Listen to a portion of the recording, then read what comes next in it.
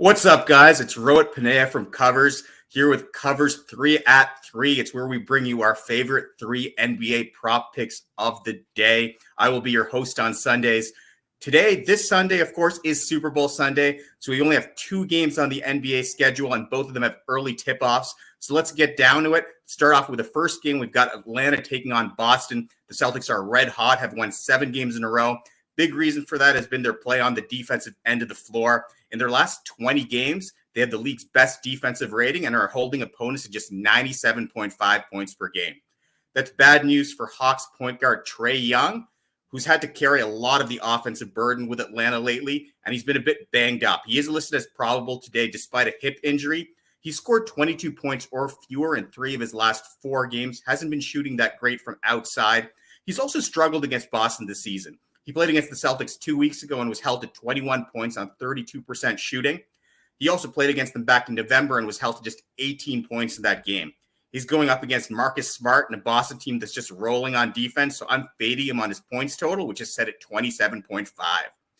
Moving on over to the second game on today's schedule, we've got the Indiana Pacers hosting the Minnesota Timberwolves. The Timberwolves are actually looking like a playoff team this season, which is a bit surprising. They've got some fantastic play from center Karl-Anthony Towns, who's averaging over 24 points per game, shooting 52, 41, 82. This is a really great matchup for Towns. There's no way around it. The Pacers recently traded away their best player in big man Domantas Sabonis. Miles Turner is still injured. So right now they're rolling with a big man trio of Jalen Smith, Goga Bitadze, and Tristan Thompson. That's definitely a matchup advantage for the Timberwolves and Towns. Towns is coming off a game where he scored 27 points and went 12 of 19 from the field.